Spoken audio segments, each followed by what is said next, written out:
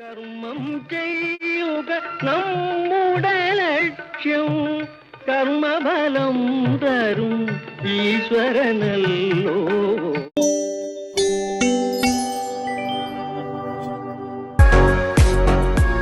തദ്ദേശ സ്ഥാപനങ്ങൾ 2026-27 ബജറ്റ് തയ്യാറാക്കലിന്റെ ഭാഗമായി ആദ്യം ചെയ്യേണ്ടത് 2025-26 റിവിഷൻ ബജറ്റ് തയ്യാറാക്കുക എന്നതായിരുന്നു. അതുമായി ബന്ധപ്പെട്ട ആദ്യ 2 വീഡിയോയും നിങ്ങൾ എല്ലാവരും കണ്ടു കാണുകയും അതൊക്കെ ചെയ്ത് കാണുമെന്നും വിശ്വസിക്കുന്നു. കാണാത്തവർ ഇനിയുണ്ടെങ്കിൽ ആ വീഡിയോ ഒന്ന് കണ്ടതിന് ശേഷം മാത്രം ഈ 3-ാം ഭാഗം കാണുക. ഇവിടെ നമ്മളതിൻ്റെ അടുത്ത ഘട്ടത്തിലേക്ക് കടക്കുകയാണ്.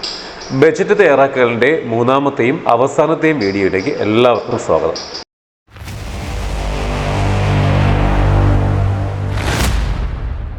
ഇപ്പോൾ നിങ്ങൾക്ക് 2025-26 റിവിഷൻ ബജറ്റ് തയ്യാറായി കിട്ടിയിരിക്കുകയാണ്. അതായത് 25-26 നടപ്പ് വർഷത്തെ ബജറ്റ് റിവൈസ് ചെയ്തു ക്ലോസിംഗ് ബാലൻസ് ലഭിച്ചു കഴിഞ്ഞു. എല്ലാവരും തന്നെ അത് പഞ്ചായത്ത് യോഗത്തിൽ വെച്ച് അംഗീകാരവും വാങ്ങിച്ചു കാണും.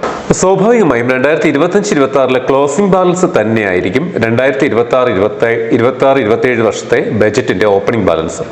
ഇനി നമുക്ക് ചെയ്യാനുള്ളത് 26-27 വർഷത്തെ പ്രതീക്ഷിത ബജറ്റാണ്. അത് ചെയ്യാൻ വേണ്ടി അക്കൗണ്ടന്റ് ലോഗിൻ ചെയ്യുന്നു.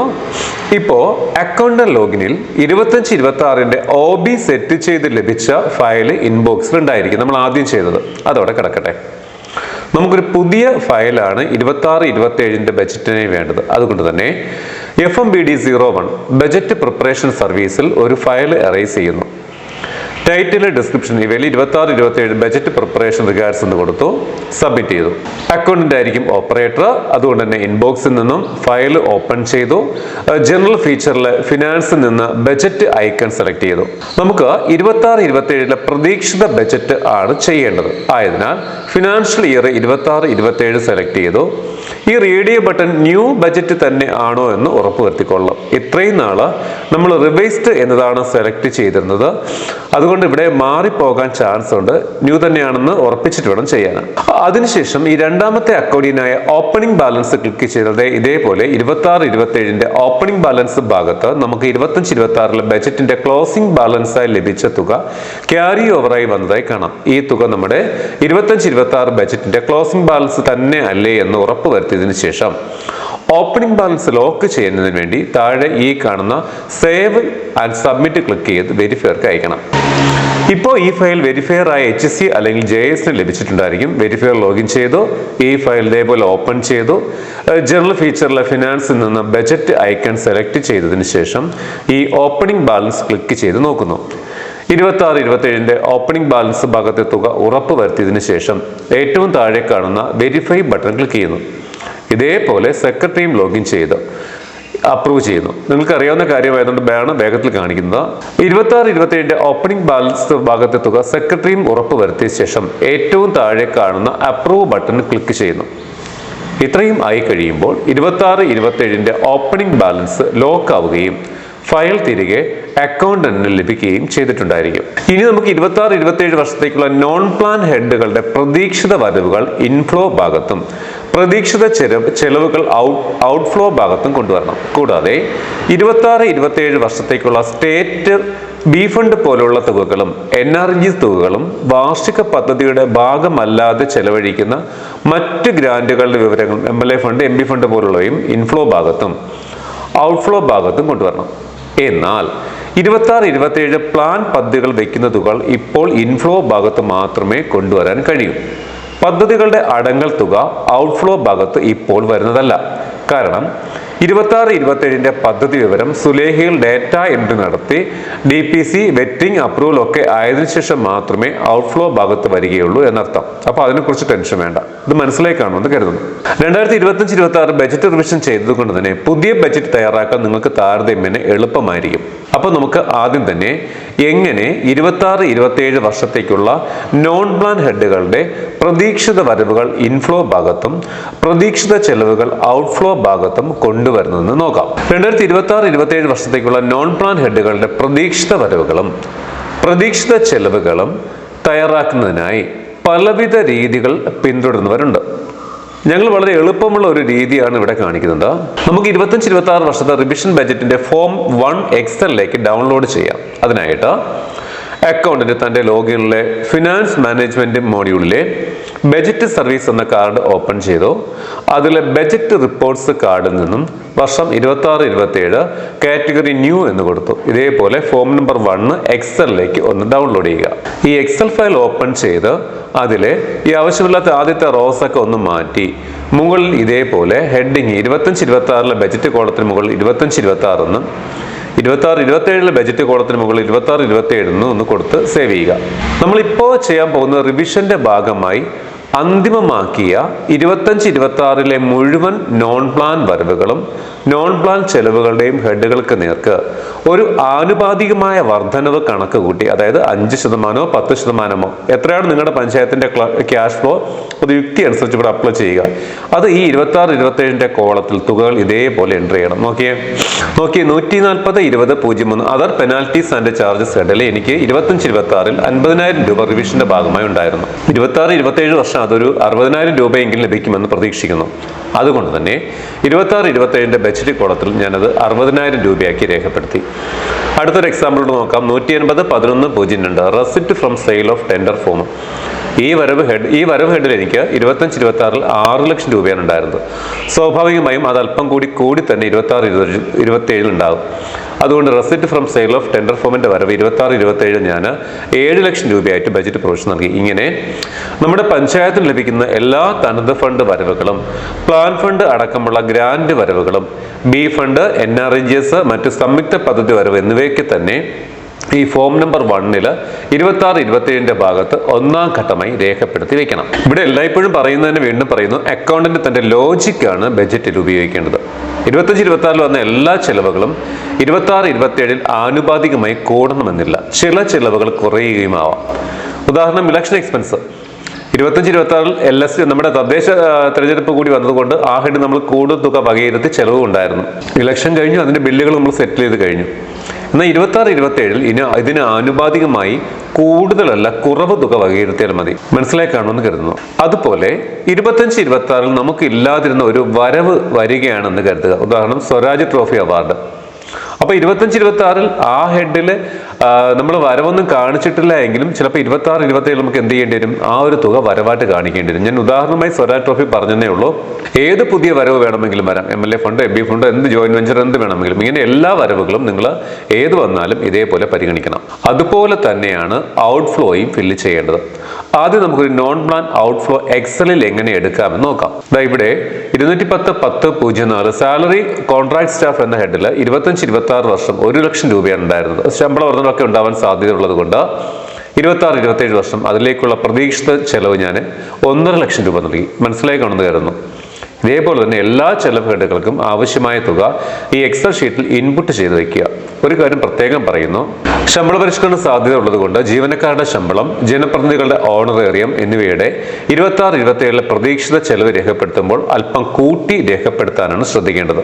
അതുപോലെ നമ്മുടെ ഓഫീസിൽ ഒരു ജീവനക്കാരന് അടുത്ത വർഷം റിട്ടയർമെന്റ് ഉണ്ട് എങ്കിൽ ടെർമിനൽ സറണ്ടർ ഹെഡിൽ ആവശ്യമായ തുക ഉണ്ടെന്ന് ഉറപ്പുവരുത്തിയിരിക്കണം. ഇത്തരത്തിൽ ഓരോ ഹെഡും പ്രത്യേകം പരിഗണിച്ച് ആവശ്യമെങ്കിൽ വർധനവ് വരുത്തുക, അല്ലെങ്കിൽ കുറവ് വരുത്തുക. അതൊക്കെ നമ്മുടെ ലോജിക്കാണ്. ഇതേപോലെ സ്റ്റേറ്റ് ബി ഫണ്ട്, NRGS, സാമൂഹ്യ സുരക്ഷാ പദ്ധതി, ഇതിങ്ങനെയുള്ള എല്ലാവരുടെയും ചെലവുകൾ എക്സലിൽ ഔട്ട്ഫ്ലോ ഭാഗത്ത് രേഖപ്പെടുത്തി വെക്കണം.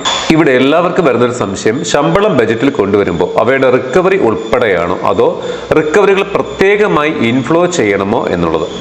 നിങ്ങൾ ശ്രദ്ധിക്കുക, സാലറിയുടെ ഇൻഫ്ലോയിൽ റിക്കവറികൾ ഉൾപ്പെടെയുള്ള ഗ്രോസ് എമൗണ്ട് നൽകിയാൽ മതി. റിക്കവറികൾ പ്രത്യേകമായി നൽകേണ്ടതില്ല.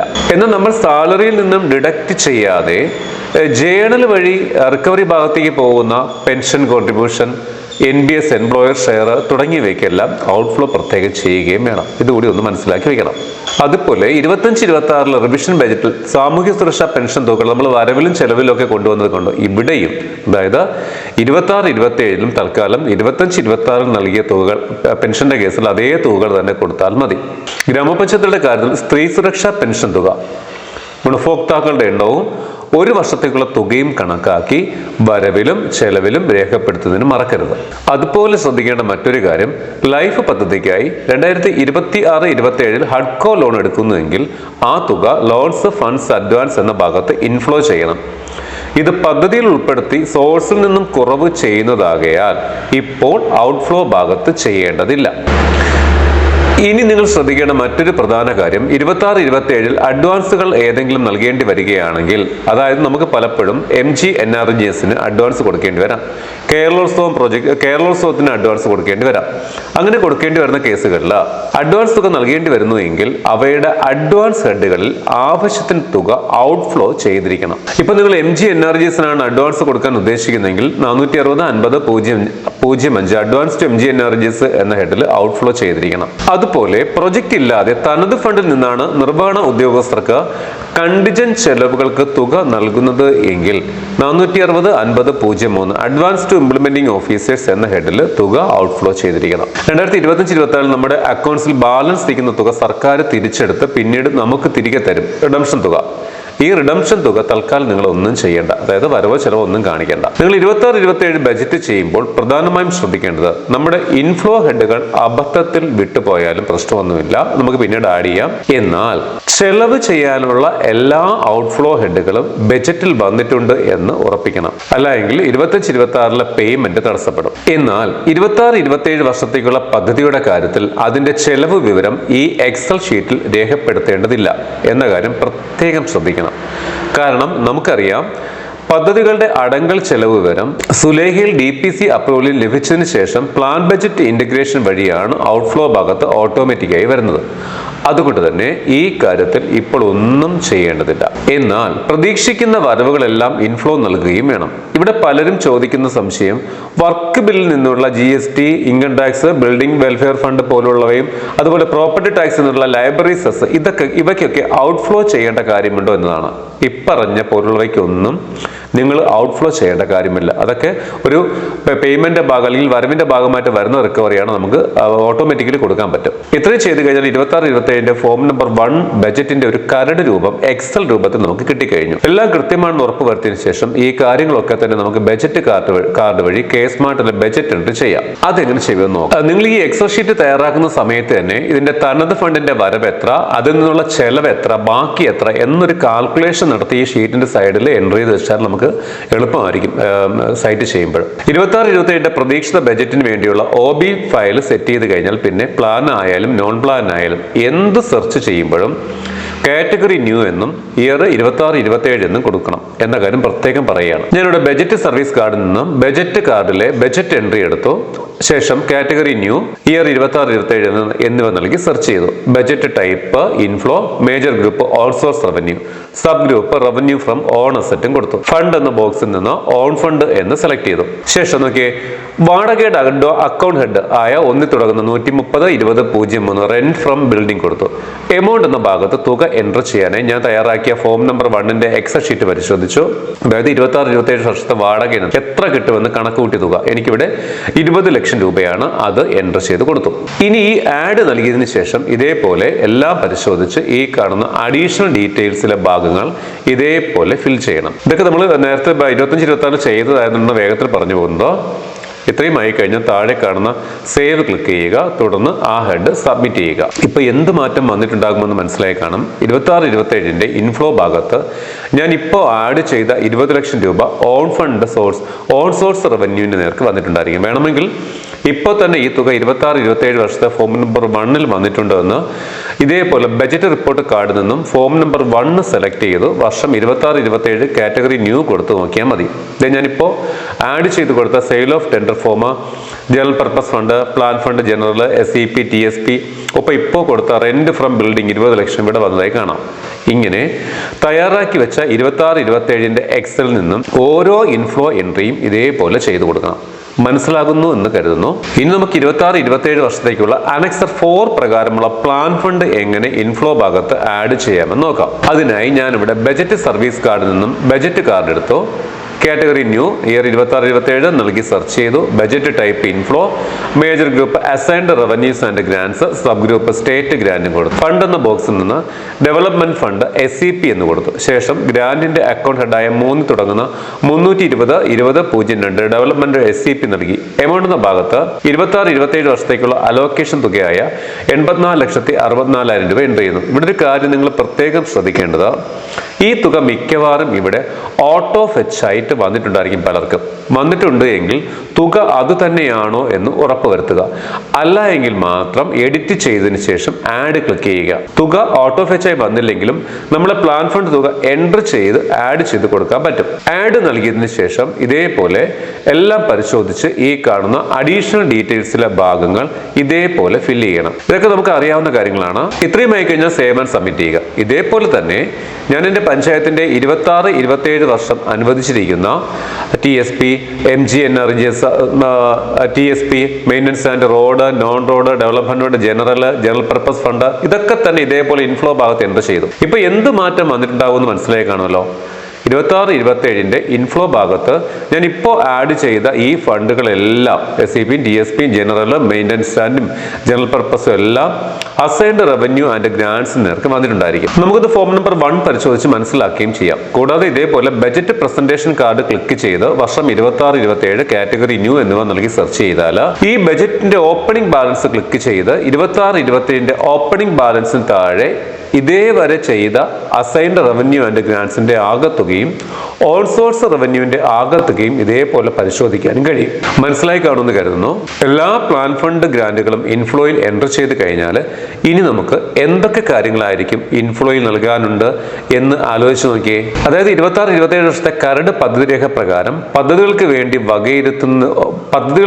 വകയിരുത്തുന്നതും 26-27 ലഭിക്കും എന്ന് പ്രതീക്ഷിക്കുന്നതുമായ എല്ലാ സോഴ്സ് ഫണ്ടുകളും ഇനി ഇതേപോലെ ഇൻഫ്ലോ ഭാഗത്ത് ആഡ് ചെയ്യണം. അതിനായി നിങ്ങളുടെ വികസന സെമിനാറിൽ വെച്ച കരട് പദ്ധതിയോ ഭരണസമിതി അംഗീകരിച്ച കരട് പദ്ധതിയോ നോക്കി ഏതൊക്കെ തുകകൾ ഉണ്ടെന്ന് മനസ്സിലാക്കണം. അങ്ങനെ ജില്ലാ പഞ്ചായത്ത് വിഹിതം, ബ്ലോക്ക് പഞ്ചായത്ത് വിഹിതം, ഗ്രാമപഞ്ചായത്തുകളുടെ വിഹിതം, കേന്ദ്ര പദ്ധതി തുക, സംസ്ഥാനാവിഷ്കൃത ഫണ്ട്, മറ്റുള്ള ബാങ്ക്, ഹെൽത്ത് ഗ്രാന്റ് തുടങ്ങി എന്തൊക്കെയുണ്ട് അതൊക്കെ തന്നെ ഇൻഫ്ലോയിൽ ഇൻപുട്ട് ചെയ്തിരിക്കണം. പദ്ധതിക്ക് വെച്ചിരിക്കുന്ന ഓൺ ഫണ്ട് പ്രത്യേകം ഇൻഫ്ലോ ഭാഗത്ത് കാണിക്കരുത്. ഇതൊക്കെ തന്നെ ബജറ്റ് കാർഡ് എൻട്രി വഴിയാണ് ചെയ്യേണ്ടത്. റിവിഷൻ ബജറ്റിൽ നിങ്ങളൊക്കെ ചെയ്ത കേസ് ആയതുകൊണ്ടാണ് ഇവിടെ പ്രത്യേകം കാണിക്കാത്തത്. ഇതേപോലെ എല്ലാ ബി ഫണ്ട് തുകകളും MGNRGS, MLA fund, MB fund, സാമൂഹ്യ സുരക്ഷാ പദ്ധതി, മറ്റ് ഫണ്ടുകളെല്ലാം അസൈൻഡ് റവന്യൂ ആൻഡ് ഗ്രാൻസ് നേർക്ക് ഇൻഫ്ലോ ഭാഗത്ത് ബജറ്റ് കാർഡിലെ ബജറ്റ് എൻട്രി മെനു വഴി 26-27 ന്യൂ കാറ്റഗറിയിലേക്ക് എൻ്റർ ചെയ്ത് കൊണ്ടുവരണം. ഇത്രയും കാര്യങ്ങൾ ചെയ്തു കഴിഞ്ഞാൽ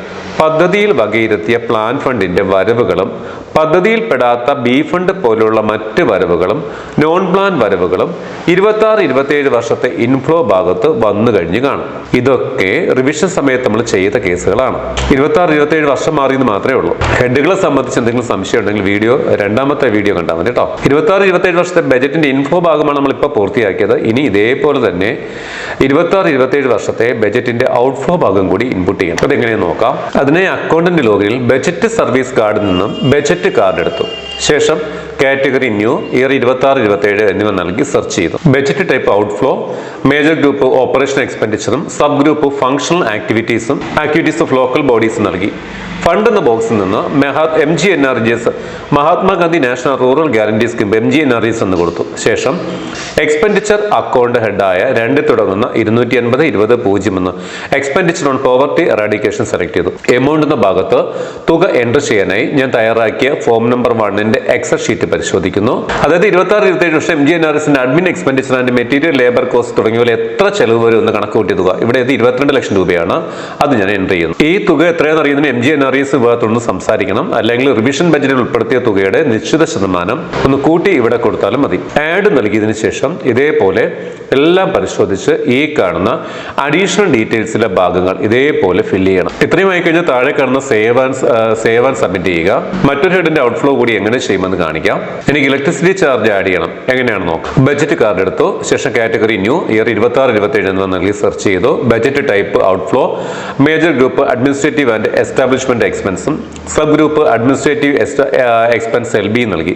ഫണ്ട് എന്ന ബോക്സിൽ നിന്ന് ഓൺ ഫണ്ട് എന്ന് കൊടുത്തു. ശേഷം എക്സ്പെൻഡിച്ചർ ഹെഡായ 2 തുടങ്ങുന്ന 220-11-01 ഓഫീസ് ഇലക്ട്രിസിറ്റി എക്സ്പെൻസ് സെലക്ട് ചെയ്തു. എമൗണ്ട് എന്ന ഭാഗത്ത് തുക എൻട്രി ചെയ്യാനായി ഞാൻ തയ്യാറാക്കിയ ഫോം നമ്പർ 1 എക്സൽ ഷീറ്റ് പരിശോധിച്ചു. അതായത് 26-27 വർഷം ഓഫീസ് ഇലക്ട്രിസിറ്റി എക്സ്പെൻസ് എത്ര ചെലവ് വരുമെന്ന് കണക്കൂട്ടിയ തുക എനിക്കിവിടെ 2,10,000 രൂപയാണ്. അത് ഞാൻ എൻട്രി ചെയ്തു. ആഡ് നൽകിയതിനു ശേഷം ഇതേപോലെ എല്ലാം പരിശോധിച്ച് അഡീഷണൽ ഡീറ്റെയിൽ ഭാഗങ്ങളും ഫില്ല് ചെയ്തു. ഇത്രയും ആയി കഴിഞ്ഞാൽ താഴെ കാണുന്ന സേവൻ സബ്മിറ്റ് ചെയ്യുക. ഇതേപോലെ തന്നെ സ്റ്റേറ്റ് ബി ഫണ്ട് പോലുള്ള ഔട്ട്ഫ്ലോയും 26-27 വർഷം ബാധകമായത് എൻട്രി ചെയ്യണം.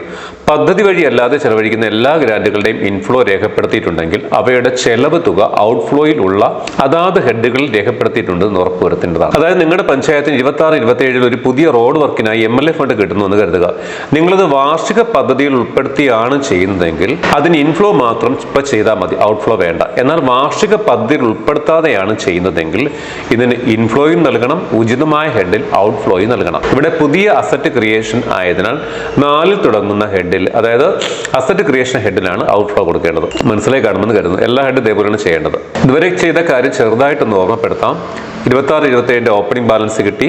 26-27 നോൺ പ്ലാൻ ഹെഡുകളുടെ പ്രതീക്ഷിത വരവുകൾ ഇൻഫ്ലോ ഭാഗത്തും 26-27 നോൺ പ്ലാൻ ഹെഡുകളുടെ പ്രതീക്ഷിത ചെലവുകൾ ഔട്ട്ഫ്ലോ ഭാഗത്തും വന്നു. കൂടാതെ 26-27 വർഷത്തെ പ്ലാനിന്റെ വരവ് തുകയും ബി ഫണ്ട് തുകകളും NREGS MLA ഫണ്ട് പോലുള്ള തുകകളും ഒക്കെ ഇൻഫ്ലോ ഭാഗത്ത് ചേർത്ത് കഴിഞ്ഞു. 26-27 ക്ലോസിംഗ് ബാലൻസിലേക്ക് എത്തുന്നതിന് ഇനി നമുക്ക് എന്തൊക്കെ ഇൻപുട്സ് കൊടുക്കണമെന്ന് ഒന്ന് ഓർത്തു നോക്കിയേ. അതായത് ഇനി 26-27 വർഷത്തെ പദ്ധതികളുടെ അടങ്കൽ തുക ഔട്ട്ഫ്ലോ ഭാഗത്ത് വരേണ്ടതുണ്ട്. 26-27 വർഷത്തെ പദ്ധതികളുടെ അടങ്കൾക്ക് നേരിട്ട് ഔട്ട്ഫ്ലോ ഭാഗത്ത് എൻട്രി ചെയ്യാൻ കഴിയുന്നതല്ല. 26-27 വർഷത്തേക്കുള്ള വാർഷിക പദ്ധതികൾ സുലേഖയിൽ ഡേറ്റ എൻട്രി ചെയ്ത് DPC അപ്രൂവലും വെറ്റിങ്ങും അപ്രൂവലും ഒക്കെ കഴിഞ്ഞതിന് ശേഷം മാത്രം KSMARTൽ പ്ലാൻ ബജറ്റ് ഇന്റഗ്രേഷൻ വഴി മാത്രമേ ഇവയുടെ ഔട്ട്ഫ്ലോ വരികയുള്ളൂ. അപ്രൂവ്ഡ് സ്റ്റാറ്റസിൽ വരുന്ന എല്ലാ പ്രോജക്റ്റുകളെയും നമ്മൾ KSMARTൽ കംപ്ലീറ്റഡ് സ്റ്റാറ്റസിലേക്ക് മാറ്റി ഓരോ പ്രോജക്റ്റിനും ഫയൽ നമ്പർ ജനറേറ്റ് ചെയ്യേണ്ടതുണ്ട്. എങ്കിൽ മാത്രമേ പ്രസ്തുത പ്രൊജക്റ്റുകളുടെ അടങ്കൽ തുക 26-27 വർഷത്തെ ബജറ്റ് ഔട്ട്ഫ്ലോ ഭാഗത്ത് ഒന്നുകിൽ ഓപ്പറേഷൻ എക്സ്പെൻഡിച്ചർ എന്ന ബജറ്റ് കാറ്റഗറിയിലോ അല്ലെങ്കിൽ അസറ്റ് ക്രിയേഷൻ ആൻഡ് മെയിൻ്റനൻസ് എന്ന ബജറ്റ് കാറ്റഗറിയിലോ ഓട്ടോമാറ്റിക്കായി വരികയുള്ളൂ. ഈ ഒരു ഇടപാടൊക്കെ മാർച്ച് ആദ്യവാരം കഴിഞ്ഞാൽ മാത്രമേ പൂർണ്ണമായ രീതിയിൽ നടക്കുകയുള്ളൂ. ഇലക്ഷൻ പെരുമാറ്റച്ചട്ടം വരുന്നതിന് മുമ്പ് ബജറ്റ് അവതരിപ്പിക്കുക എന്നതാണ് നമ്മുടെ ലക്ഷ്യം. അതുകൊണ്ട് പ്ലാനിന് വേണ്ടി വകയിരുത്തുന്ന തുക തൽക്കാലം ഔട്ട്ഫ്ലോ ഭാഗത്ത് കൊണ്ടുവരേണ്ടതില്ല. പദ്ധതിക്ക് വയ്ക്കുന്ന വലിയ തുക ഔട്ട്ഫ്ലോ ഭാഗത്ത് വരുന്നില്ല എന്നതുകൊണ്ട് തന്നെ 26-27 വർഷത്തെ ക്ലോസിംഗ് ബാലൻസ് വലിയ ഒരു എമൗണ്ട് നിങ്ങൾക്ക് ലഭിക്കുന്നതായി കാണാൻ കഴിയും. അത് കണ്ട് കൺഫ്യൂഷൻ ആവേണ്ടതില്ല. എല്ലാം ഓക്കെ ആയാൽ ലഭിക്കുന്ന 26-27 വർഷത്തെ ഫോം നമ്പർ 1 രേഖയിലെ ക്ലോസിംഗ് ബാലൻസിൽ നിന്നും 26-27 വർഷത്തെ പദ്ധതിക്ക് നമ്മൾ വകയിരുത്തിയ ആകെ അടങ്കൽ തുക അവസാന ലൈനിൽ ഒരു എൻട്രി ആയി ഇതേപോലെ ഇട്ട് കൃത്യമായ ക്ലോസിംഗ് ബാലൻസ് തുക നമുക്ക് തയ്യാറാക്കാവുന്നതാണ്. അങ്ങനെ ചെയ്യുമ്പോൾ KSMART പ്രകാരം ലഭിക്കുന്ന 26-27 ക്ലോസിംഗ് ബാലൻസും നമ്മൾ പദ്ധതി ചെലവ് ചേർത്തുകൊണ്ട് അപ്ഡേറ്റ് ചെയ്യുന്ന ക്ലോസിംഗ് ബാലൻസ് കിട്ടുന്നതുമായിരിക്കും. 26-27 വർഷത്തെ ബജറ്റിന്റെ ഫോം നമ്പർ 1 ബജറ്റ് റിപ്പോർട്ട് നിന്നും ഡൗൺലോഡ് ചെയ്ത് പരിശോധിച്ചതിന് ശേഷം എല്ലാ ഇൻഫ്ലോ ഹെഡുകളും ഔട്ട്ഫ്ലോ ഹെഡുകളും ആഡ് ചെയ്യപ്പെട്ടു എന്ന് ബോധ്യപ്പെടുക. ശേഷം സേവ് സ്റ്റാറ്റസിലുള്ള എല്ലാ ഹെഡുകളെയും സബ്മിറ്റ് സ്റ്റാറ്റസിലേക്ക് മാറ്റണം. അതെങ്ങനെ ചെയ്യുമെന്ന് നോക്കാം. അതിനായി അക്കൗണ്ട് ലോഗിനിൽ ബജറ്റ് സർവീസ് കാർഡിൽ നിന്നും ബജറ്റ് കാർഡ് എടുത്തോ അതിൽ ബജറ്റ് ലിസ്റ്റ് എന്ന മെനു അതിൽ ക്ലിക്ക് ചെയ്താൽ functional group general administration year 26-27 category new എന്നിവ നൽകി സെർച്ച് ചെയ്യുക. താഴെ 26-27 വർഷത്തെ എല്ലാ നോൺ പ്ലാൻ ഹെഡുകളും പ്ലാൻ ഹെഡുകളും ലിസ്റ്റ് ചെയ്യും. ഇതേപോലെ ഈ സെർച്ച് ബോക്സിൽ സേവ് എന്ന് ടൈപ്പ് ചെയ്താൽ സേവ് സ്റ്റാറ്റസിലുള്ള ഹെഡുകൾ മാത്രം ഫിൽട്ടർ ചെയ്തു വരും. ലെഫ്റ്റ് സൈഡിൽ കാണുന്ന ഈ ടിക്ക് ഒന്ന് അൺടിക്ക് ചെയ്യുകയും ഒന്നുകൂടി ടിക്ക് കൊടുക്കുകയും ചെയ്താൽ താഴെ ഭാഗത്ത് സബ്മിറ്റ് ബട്ടൺ ലഭിക്കും. അത് ക്ലിക്ക് ചെയ്താൽ സേവ് സ്റ്റാറ്റസിലുള്ള എല്ലാ ഹെഡുകളും സബ്മിറ്റ് സ്റ്റാറ്റസിലേക്ക് മാറും. ഇനി വേറെ ഏതെങ്കിലും ഫംഗ്ഷണൽ ഗ്രൂപ്പിൽ കൂടി ഇതേപോലെ ഹെഡുകൾ ഉണ്ടോ എന്ന് പരിശോധിക്കണം. ഉണ്ടെങ്കിൽ അതുകൂടി സബ്മിറ്റ് സ്റ്റാറ്റസിലേക്ക് മാറ്റണം. ഇത്രയും കാര്യങ്ങൾ ചെയ്ത് കഴിയുമ്പോഴേക്കും 26-27 വർഷത്തെ ബജറ്റിന്റെ ക്ലോസിംഗ് ബാലൻസ് വന്നു കാണും. ഈ ക്ലോസിംഗ് ബാലൻസിൽ തനത് ഫണ്ട് കൂടി ഉണ്ടായിരിക്കുമല്ലോ. ഈ ബാലൻസിൽ ഉൾപ്പെട്ടിട്ടുള്ള തനത് ഫണ്ട് 26-27 വർഷത്തെ ഓപ്പണിംഗ് ബാലൻസിലെ ഓൺ ഫണ്ടും 26-27 വർഷം ഫണ്ട് ഓൺ ഫണ്ട് എന്ന് കാണിച്ചിരിക്കുന്ന ഇൻഫ്ലോ തുകകളും 26-27 വർഷത്തെ ജനറൽ പർപ്പസ് അടക്കം ആകെ തനത് ഫണ്ടിന്റെ 5% മിച്ചം ഉണ്ടായിരിക്കണം. ഇതിനെയാണ് വാലിഡേഷൻ എന്ന് പറയുന്നത്. നമ്മൾ ആദ്യത്തെ വീഡിയോ നോക്കിയത്. ആ വാലിഡേഷൻ നോക്കുന്നതിനും 26-27 വർഷത്തെ ബജറ്റ് രേഖ വിവിധ സ്റ്റാൻഡിംഗ് കമ്മിറ്റികൾക്ക് അയക്കുന്നതിനും അക്കൗണ്ടന്റ് ബജറ്റ് കാർഡിലെ ബജറ്റ് പ്രസന്റേഷൻ കാർഡ് സെലക്ട് ചെയ്തു. ഇവിടെ budget inbox category new year 26-27 എന്നിവ കൊടുത്ത് സെർച്ച് ചെയ്തു. ഇതേപോലുള്ള ഡീറ്റെയിൽസ് ലഭിക്കും. താഴെ ഭാഗത്ത് validate, forward to standing committee എന്നിങ്ങനെ 2 ടാബുകൾ കാണാം. ഈ വാലിഡേറ്റ് ക്ലിക്ക് ചെയ്ത് നോക്കാം. ഇവിടെ എനിക്ക് വാലിഡേഷൻ സക്സസ് ആണ്, അതുകൊണ്ടാണ് ഗ്രീൻ കളറിൽ റിപ്പോർട്ട് വന്നത്. വാലിഡേഷൻ സക്സസ് അല്ലെങ്കിൽ റെഡ് കളറിൽ ഒരു വാർണിംഗ് മെസ്സേജ് ബാർ ആയിരിക്കും വരുന്നത്. അതിൽ ഫോർമുല പ്രകാരം 26-27 ക്ലോസിംഗ് ബാലൻസിൽ മിച്ചം 5% തനത് ഫണ്ട് ഇല്ല എന്ന് കാണിക്കും. ഈ വാലിഡേഷൻ സക്സസ് ആയാൽ മാത്രമേ നിങ്ങൾ സ്റ്റാൻഡിംഗ് കമ്മിറ്റിയിലേക്ക് സെൻഡ് ചെയ്യാവൂ. ഇവിടെ വാലിഡേഷൻ സക്സസ് ആയതിനാൽ ഞാൻ താഴെ കാണുന്ന സ്റ്റാൻഡിംഗ് കമ്മിറ്റി ക്ലിക്ക് ചെയ്തു. ഇത്രയും ആയിക്കഴിഞ്ഞാൽ നിങ്ങളുടെ ലോക്കൽ ബോഡിക്ക് എത്ര സ്റ്റാൻഡിംഗ് കമ്മിറ്റി ഉണ്ടോ അത്രയും ഇടങ്ങളിലേക്ക് ബന്ധപ്പെട്ട ബജറ്റ് ഹെഡുകൾ അപ്രൂവലിനായി പോയിട്ടുണ്ടായിരിക്കും. ഇനി ധനകാര്യ സ്റ്റാൻഡിംഗ് കമ്മിറ്റിയുടെ എല്ലാ സ്റ്റാൻഡിംഗ് കമ്മിറ്റി ചെയർമാൻമാരെ ലോഗിൻ ചെയ്യുന്നു. ഇവിടെ ധനകാര്യ സ്റ്റാൻഡിംഗ് കമ്മിറ്റിയുടെ ചെയർമാന്റെ ലോഗിനാണ് കാണിക്കുന്നത്.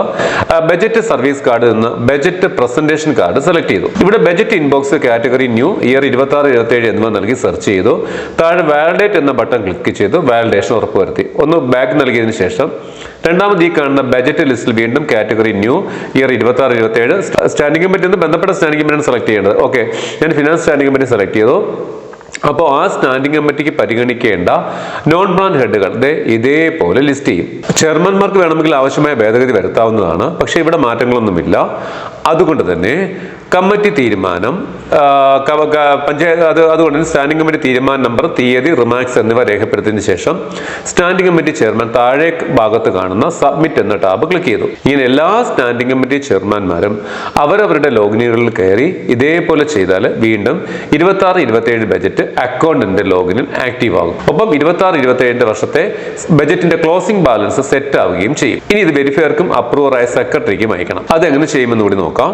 ഇനി ഏതെങ്കിലും ഒരു സ്റ്റാൻഡിംഗ് കമ്മിറ്റി നിന്നും വരവ് ചെലവ് വിവരം അംഗീകരിച്ച് ലഭിക്കുന്നില്ല എങ്കിൽ പ്രസിഡന്റ്, വൈസ് പ്രസിഡന്റ് എന്നിവരോട് ചർച്ച നടത്തി അവരുടെ സമ്മതത്തോടെ സെക്രട്ടറിക്ക് അത്തരം സ്റ്റാൻഡിംഗ് കമ്മിറ്റികളിൽ നിന്നും ഹെഡുകൾ പുൾബാക്ക് ചെയ്ത് അക്കൗണ്ടന്റിന് നൽകാനും കഴിയും. അതിനുള്ള സൗകര്യം കേസ്മാർട്ടിലുണ്ട്.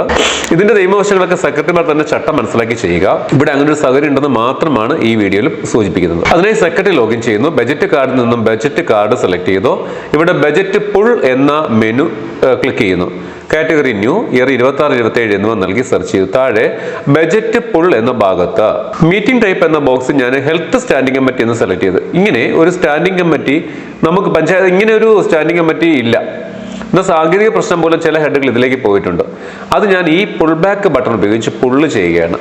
അതിനുശേഷം ഏറ്റവും താഴെ കാണുന്ന സെൻഡ് ടു അക്കൗണ്ട് സെക്ഷൻ എന്ന ടാബ് ക്ലിക്ക് ചെയ്തു. ഇപ്പോൾ ഹെൽത്ത് സ്റ്റാൻഡിംഗ് കമ്മിറ്റിക്ക് കീഴിൽ ഉണ്ടായിരുന്ന എല്ലാ ഹെഡുകളും എഗ്രി സ്റ്റാറ്റസിലാവുകയും അക്കൗണ്ടന്റിന്റെ ലോഗിനിൽ എത്തുകയും ചെയ്തിട്ടുണ്ടായിരിക്കും. ഇങ്ങനെ എല്ലാ സ്റ്റാൻഡിംഗ് കമ്മിറ്റിയിൽ നിന്നും എഗ്രി സ്റ്റാറ്റസ് തിരികെ ലഭിച്ചു കഴിഞ്ഞാൽ ഇനി വെരിഫയർ, സെക്രട്ടറി, വൈസ് പ്രസിഡന്റ് എന്നിവർക്ക് കൊടുക്കാം.